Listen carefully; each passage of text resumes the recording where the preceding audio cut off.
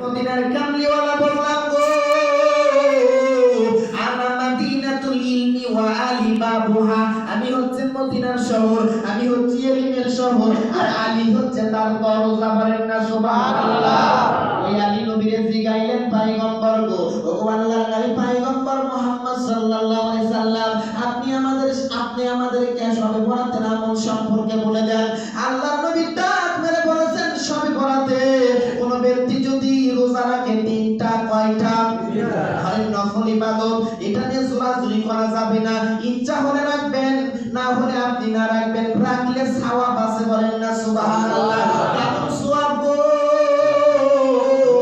নুরানি নবী নুরানি জবান দিয়ে ডাক মেরে বলেছেন, সবে বরাতের মধ্যে শাবান মাসে তিনটা রোজা কোন ব্যক্তি যদি করে, এই তিনটা রোজার কারণে আল্লাহ পাক একটা বছর রোজা করলে যা সওয়াব হয়, তিনটা রোজা করলে সেই সওয়াব দিবেন।